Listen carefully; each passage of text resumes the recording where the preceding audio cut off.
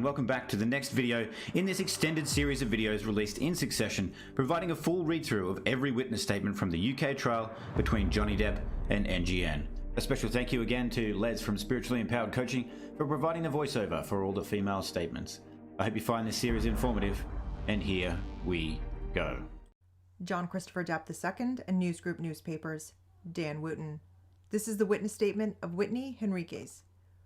Whitney Henriquez, formerly Heard, will say as follows: I am Amber's sister. I am banquet manager at the Langham Hotel, where I run events and conferences.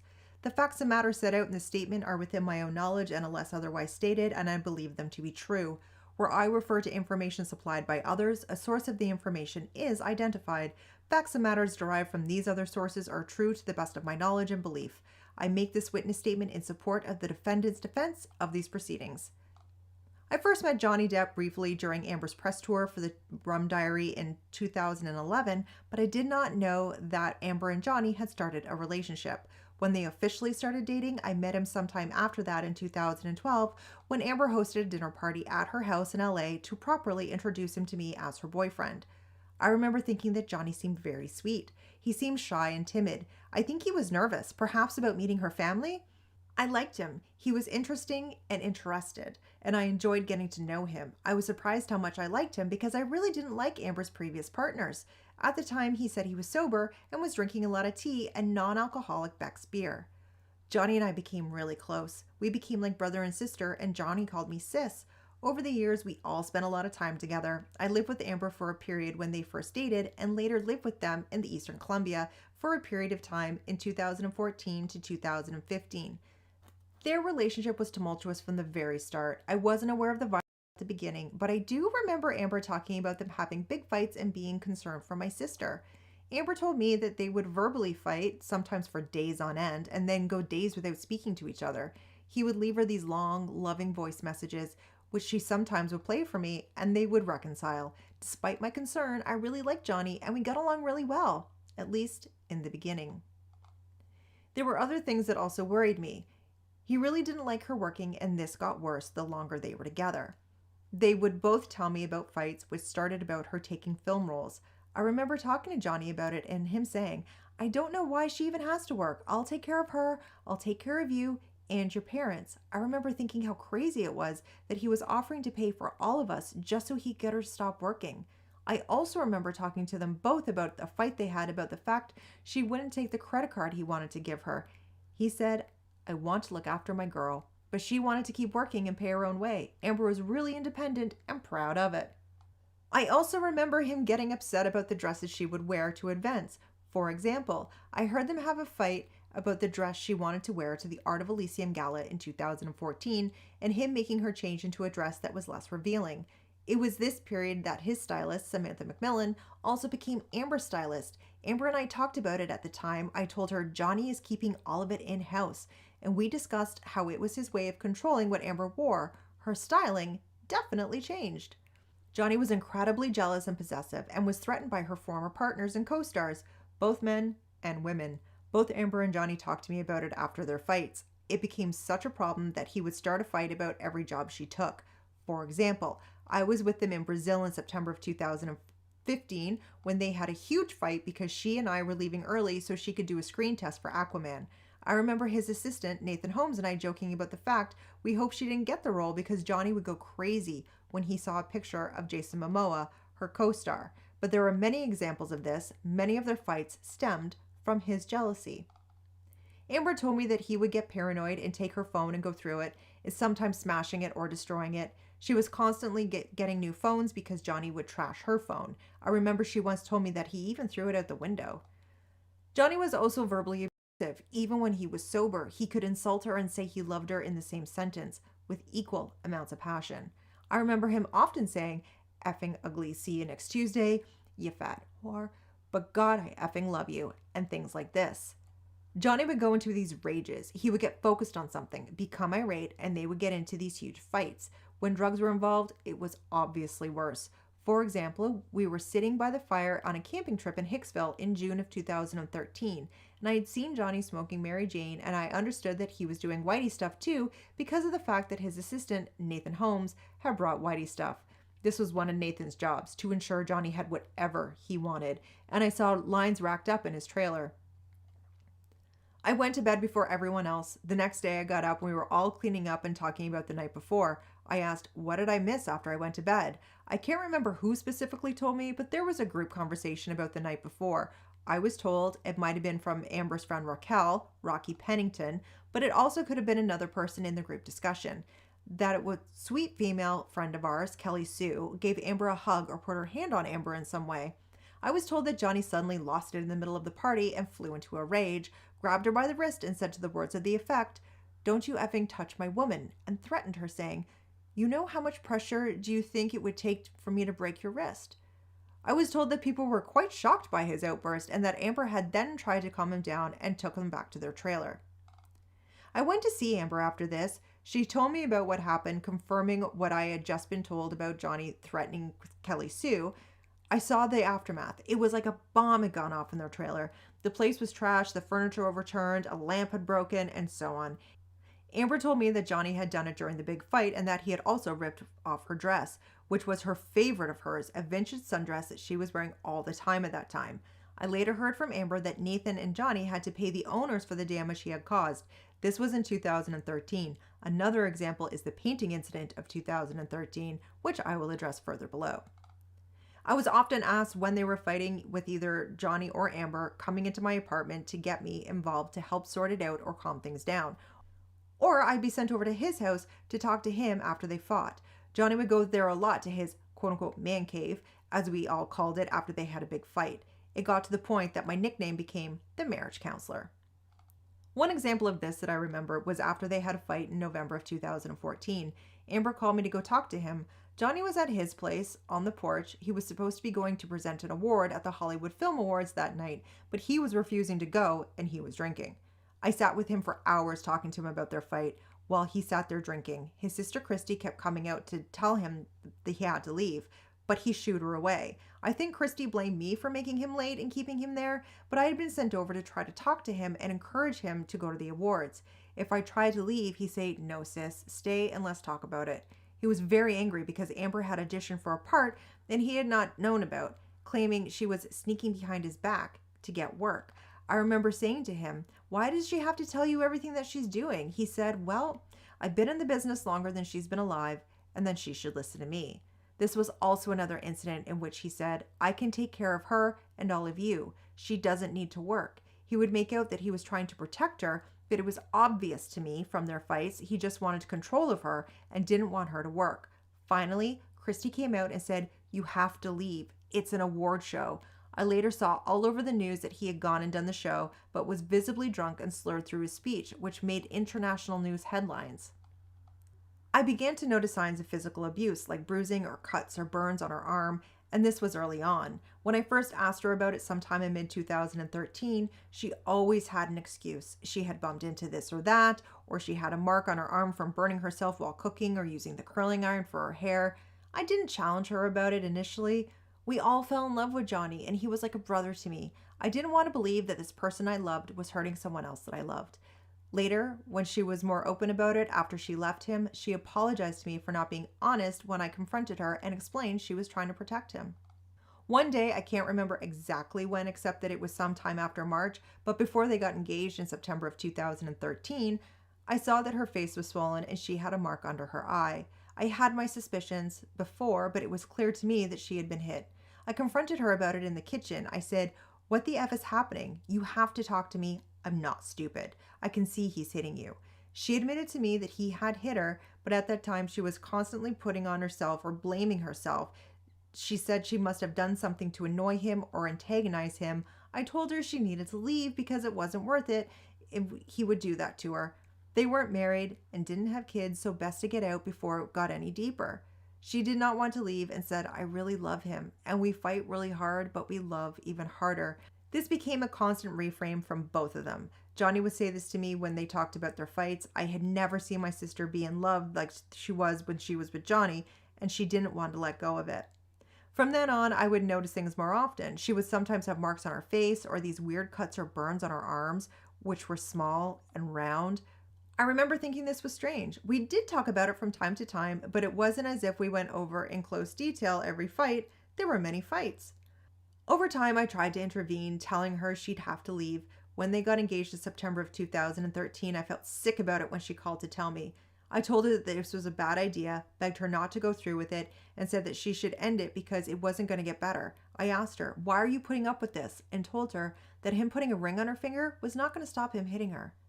Johnny would talk to me about their fights. It was striking how he had a completely different version of events from Amber.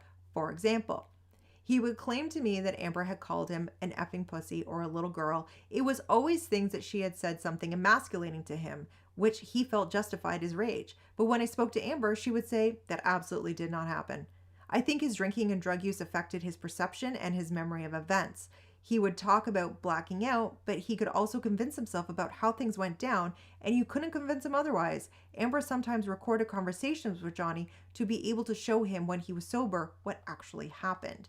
In the end, I observed that there was a pattern. She stopped fighting back and would try to mollify him by saying things like, "You were right," to try to calm him down, and he would scream, "Don't you effing patronize me." The only way to calm it down was to separate them physically, but then he would start screaming, "If she really cared, she would be here," and then he would start destroying things. It got to a point where there was no winning and no way to end the fight. Over time, I did confront Johnny about hitting her. It was hard to remember exactly when I confronted him because it was so long ago and there were so many fights, but it was before their wedding in February of 2015, so this was sometime in 2014 after one of their fights, and I was again sent over to talk to him. I remember saying to him, "Why did you fucking have to hit her?" Sometimes he would flat out deny it or downplay it by saying, "No, I just pushed her. I didn't hit her."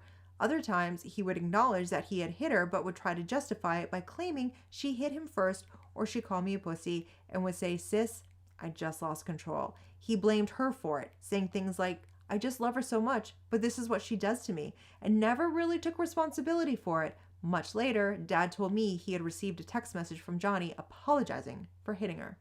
Sometime in 2015, I was just so over it that I was no longer friendly with him, and he knew I was not happy. I would refuse or avoid opportunities to hang out with him or be around him. If he and Amber were eating dinner, I wouldn't join. I was upset about what was happening and I didn't want to be part of it. My relationship with Johnny soured. It was around this time that Johnny accused me of leaking and selling stories to the media about him and Amber to my best friend, Sarah Kitnick, who was a journalist and was then writing for People magazine.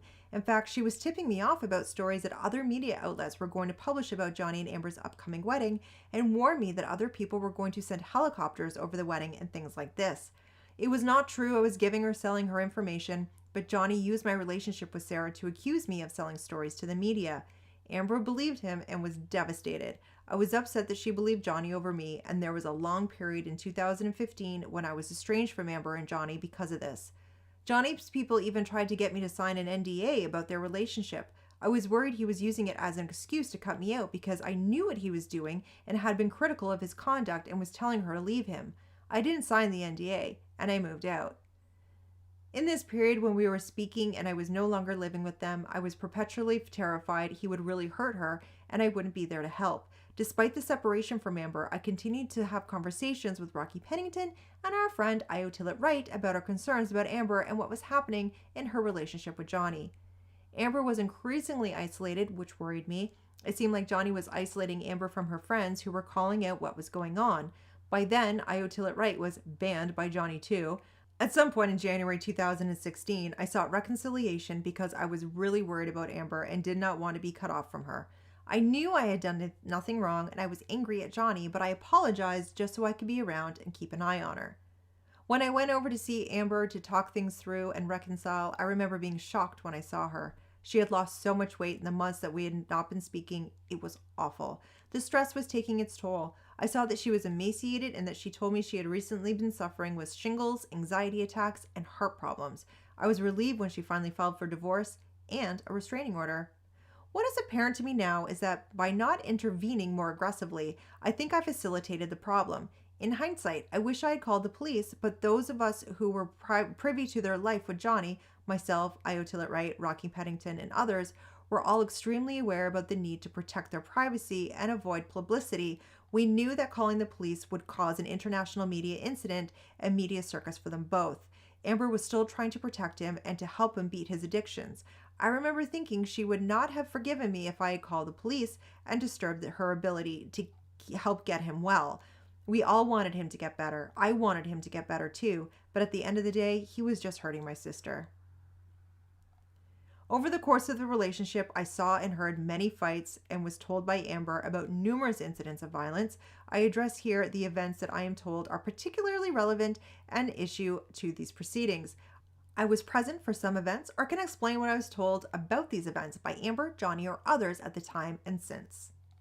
First incident of violence. I didn't know about this incident at the time that it happened. Amber and I did not openly discuss the fact that he was hitting her in some time between March and September of 2013. The first time I heard about this incident was during their divorce, or around that time when she really opened up and started telling me about previous incidences. While I knew it had been happening, there were more conversations about and recounting of specific incidences after she had gotten the restraining order during the divorce process. She told me that early on in the relationship, he had hit her multiple times and until she fell to the floor. She said they were sitting on a couch one day discussing his tattoo about Winona Ryder, which reads now, Wino Forever, and she laughed about something and he slapped her across the face. She described feeling stunned because she didn't know how to react because it was the first time a partner had ever hit her like that. She said she was so stunned, she just looked at him in shock, which enraged him, and then he smacked her so hard again that she fell down. She described feeling off guard, but that she was so in love, she was trying to figure out whether it would happen again. Painting incident, March 8th, 2013. I lived with Amber at the time. I had been out of the house, and I remember someone calling me to come home from work to try to help deal with Johnny. Johnny and I were really close at the time. So he or his assistants would call me when there was an issue between him and Amber because I'd been able to talk him off the ledge in previous arguments. I was told on the call that he was supposed to be filming a documentary with Keith Richards at his house, but he was at home with Amber and he was refusing to go, so the production was being held up. I came home and walked into a mess. Johnny sat in the kitchen with lines of Whitey stuff and an almost empty bottle of whiskey in front of him. He had clearly been drinking heavily. I was told he'd been up all night doing Whitey stuff. He was smoking indoors. Normally he would be respectful about that and go outside, but he was smoking in the kitchen, and it was clear he had been smoking there for some time because there were cigarette butts everywhere. There was broken glass in the kitchen area and the furniture was askew, so I knew something had happened, and I sat and chatted to him. Amber came into the kitchen and was trying to placate him, being non-confrontational and asking how she could help him, saying, "Can I get you anything, baby?" He was sat in the chair and she tried to embrace him lovingly from behind, telling him everything will be all right, but she shrugged her off, brushing her arms away and told her to F off. It was immediately apparent to me that Amber was upset and had been crying. Her face was swollen, but at that stage, I didn't know he had been physical with her. I noticed one side of her face was super red and she had what looked like a split lip, and I remember thinking to myself, that's not from crying. But there was so much going on, the task at hand was to calm Johnny down and de-escalate it to get him out of there. So it really wasn't the right time to ask her. If I had, it would have set him off further. I remember thinking, I needed to ask her about this later. I was trying to talk to him and figure out why he was so upset, but it was hard to make sense of what he was saying. He was very focused on how angry he was at her, but it was hard to get him out of why he was so mad. He was rambling about a friend of Amber's called Marie de Villepin, calling her a slut, saying that he knew all about her and her father. He was clearly threatened by Amber's friendship with Marie and the fact they had been photographed together in Paris.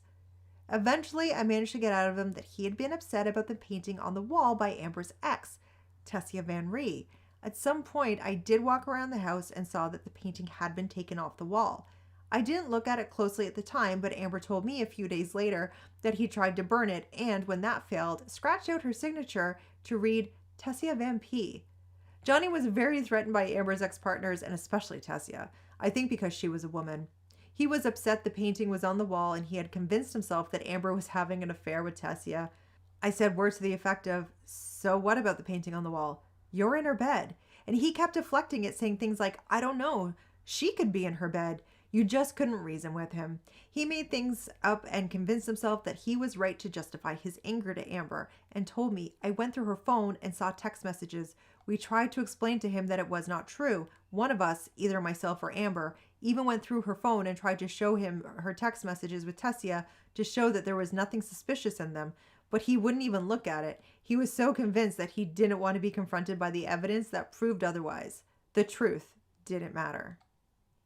I don't think the fight was actually about Amber or the painting. I started to think that Johnny was starting fights as a pretext or an excuse to drink booze or to go on a bender and not go to work. He had done it before. For example, after one fight, he took off to the island with Keith Richards and partied for a week.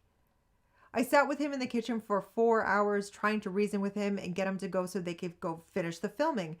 His driver was outside waiting with his assistant, Nathan. Nathan came inside at one point trying to help and tried to intervene by removing the whiskey or whitey stuff. When that didn't work, each time Johnny would make himself a line of whitey stuff. Nathan would ask if he could have it. His team were so desperate to get him to the set that Nathan even took Johnny's drugs. I presume hoping that if he didn't take it all himself and he ran out, then they can go to the set. At some point, his sister Christy called on the phone to talk about how to get him out of the house and to the set. Johnny just would not leave the kitchen.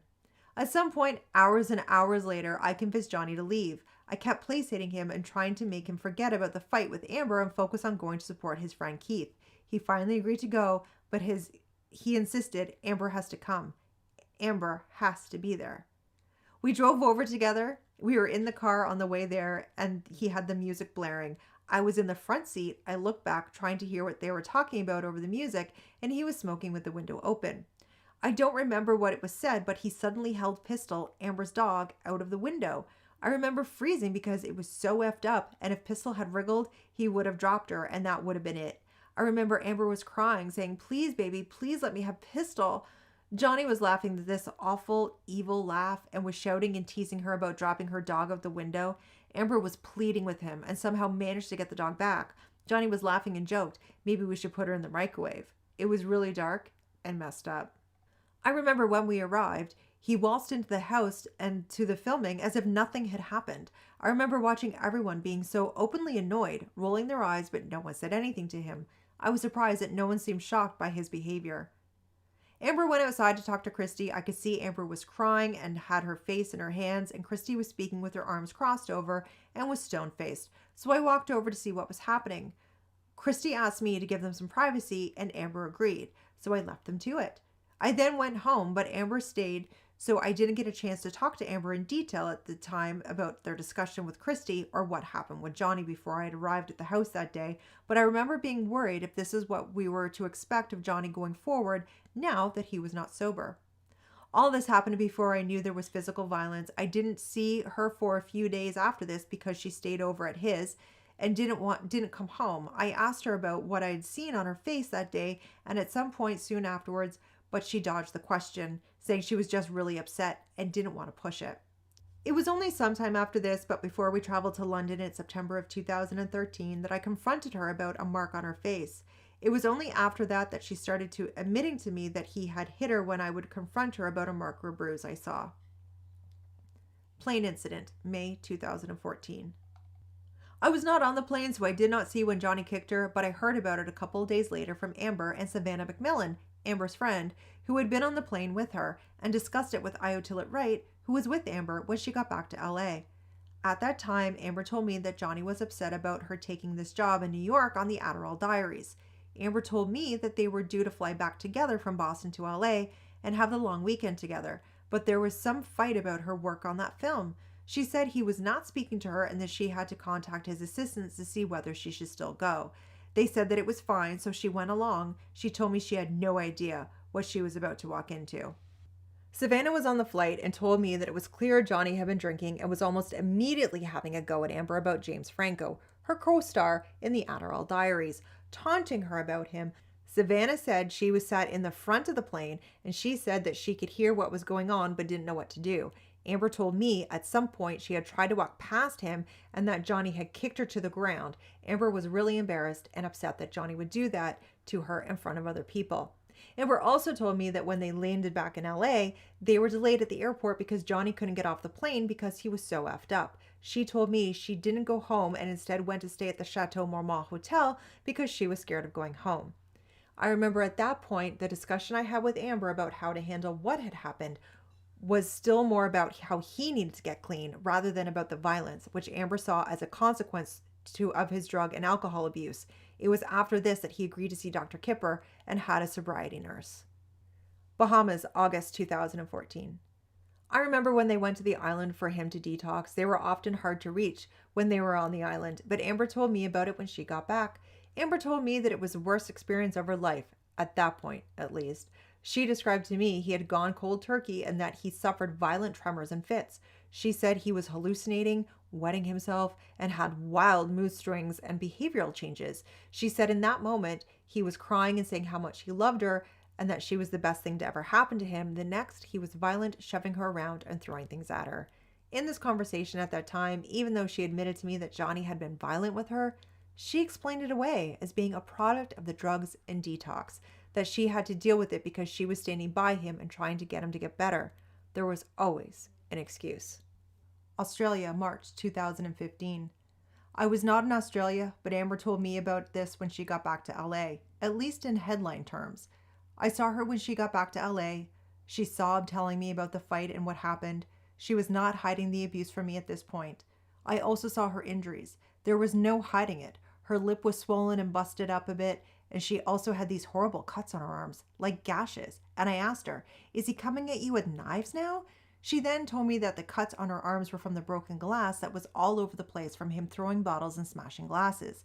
She said she had cut her arms on it. She still has the scars on her arms today and has to cover them up when she's working.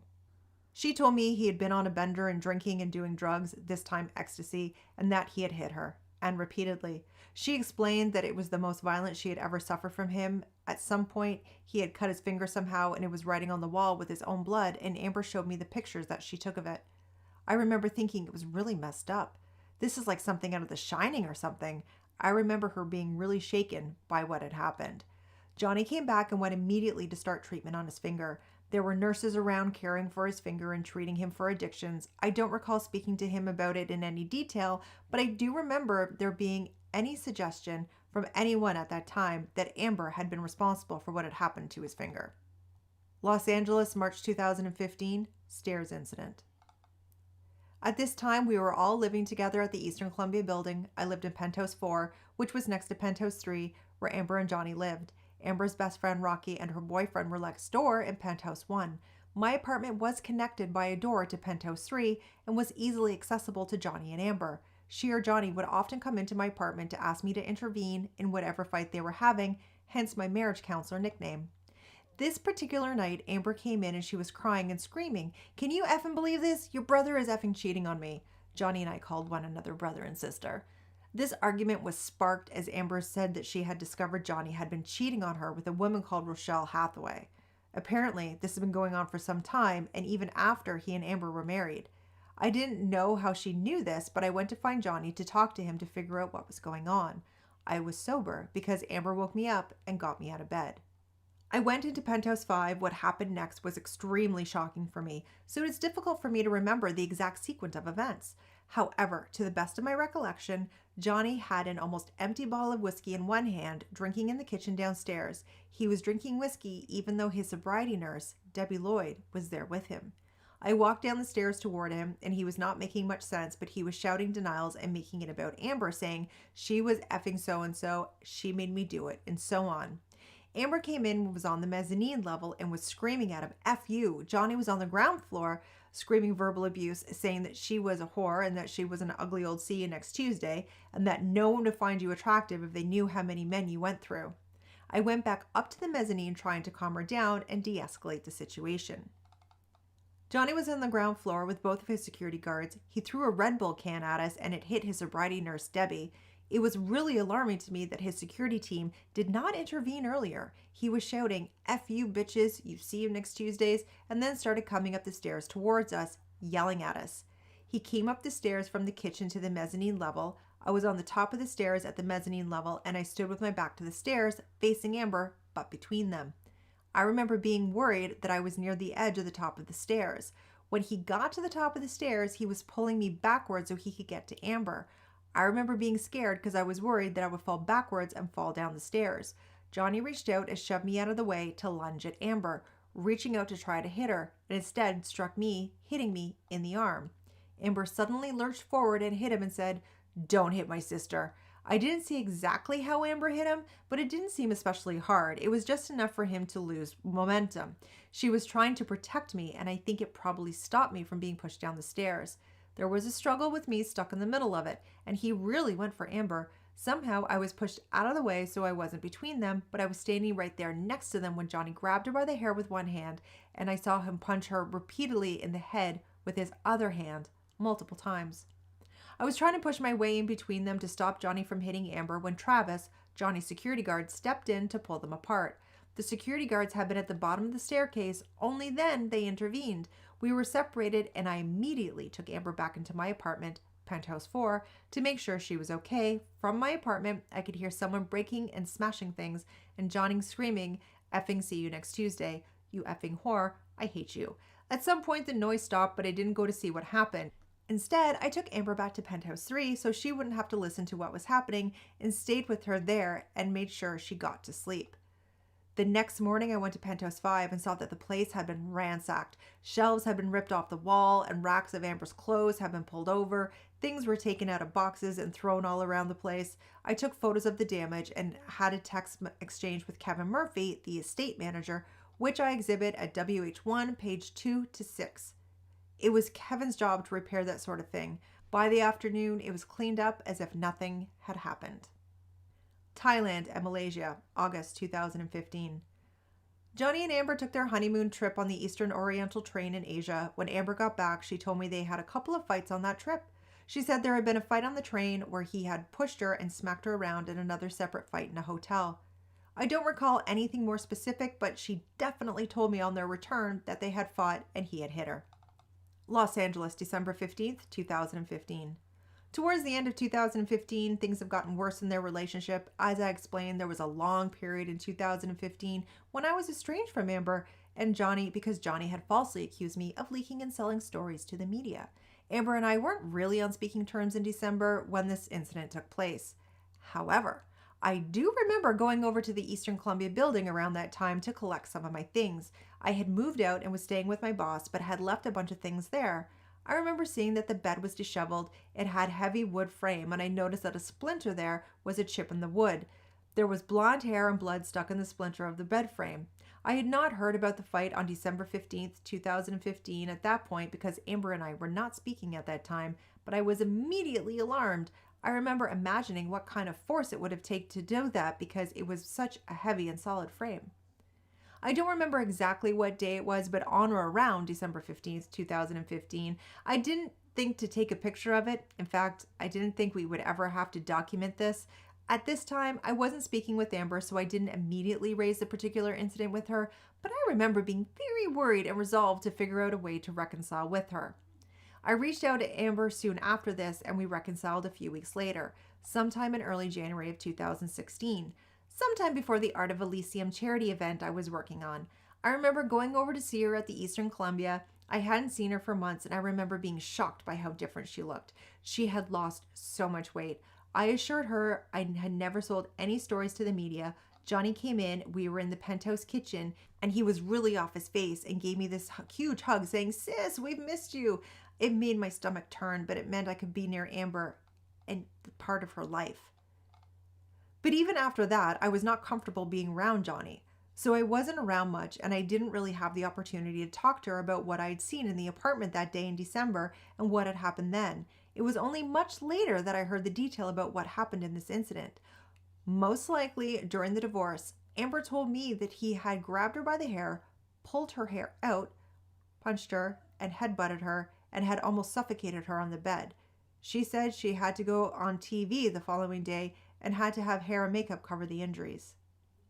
Amber's 30th birthday party, April 21st, 2016. We had a dinner for Amber for her birthday in Penthouse 5 in the outdoor patio. Johnny turned up really late. Hours late. We had a birthday toast for Amber. We went around the table and each offered a toast, telling our favorite stories and things about her. We each said thoughtful, loving things. When it came to Johnny's turn, he talked about the first time he had met Amber in his office and the shape of her ass made on the couch. Something like, "That ass. She made an impression of that ass on my couch and I wouldn't let anyone sit there." It was really gross and embarrassing. And he was clearly very drunk. Amber was very upset. I soon left afterwards because I was pregnant at the time and was feeling sick and wanted an early night. So I didn't see what happened. At the end of the party or afterward, I thought it was safe to leave because she was surrounded by friends. It may have been the last time I saw Johnny in person. I heard about what happened the next day because we all went to the Coachella Music Festival in Palm Springs for her trip for Amber's birthday. I was in Amber's car with Amber, Rocky, and Rami, another of Amber's friends, and we were all talking about it. Amber explained that his behavior got worse after I left, that she had later confronted him about being late, and that he threw and broke champagne bottles at her, but then took off like he always did after hurting her. Back to Sweetser. Johnny was supposed to meet us at Coachella for her birthday, and he had told me he was coming, but he never showed up. Los Angeles, May 21st, 2016. Rocky called me on the night of May 21st, 2016, and told me there was a really bad incident and that the police had been called. I remember being on the phone waiting to find out what had happened. I offered to go over, but Rocky and Amber told me not to come over because there was so much going on. I didn't hear any more about the incident until the next day when I had various conversations in person with Amber, Rocky, and Josh Drew, and then later conversations with IO, who was in New York. I was not living in the Eastern Columbia. I was living on Beechwood when I saw Amber on May 22nd. Her eye was bruised and swollen, her lip was busted open, and there was a chunk of hair missing. Amber told me that Johnny had come over the night before to collect his stuff and to talk. They hadn't seen each other since her birthday party the month before. She said they were talking and a fight started about the birthday party. Amber said she had got IO on the phone to talk to Johnny, and so IO could hear what was happening. Amber told me that Johnny had grabbed her by the hair and was hitting her, and that he had hit her in the face with the phone.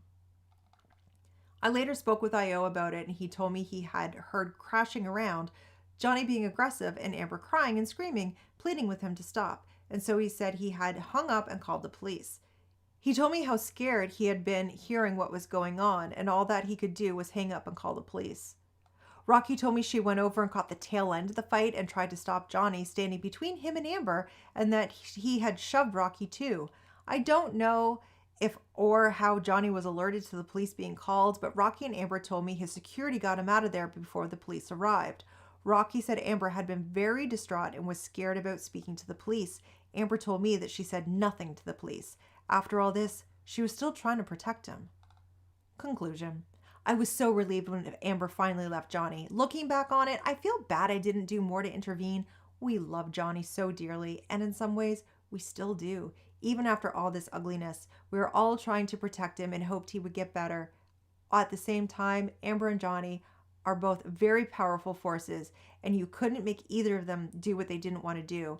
It was also hard to confront the situation because Johnny cut those who would confront him or question him. I sometimes wish I had called the police, but I knew that would mean a huge amount of publicity, and I knew right up to the very end that Amber didn't want to do that. She was still trying to protect him. It has been incredibly upsetting for Amber and for us as her family to see Johnny and others questioning her account of the abuse and calling her a liar. I am aware that Johnny is now claiming that he is the victim and she is the abuser. This is just not true. I am making this statement in hope of the record will be set straight. I believe the facts stated in this witness statement are true. Signed, Whitney Henriquez, December 12th, 2019.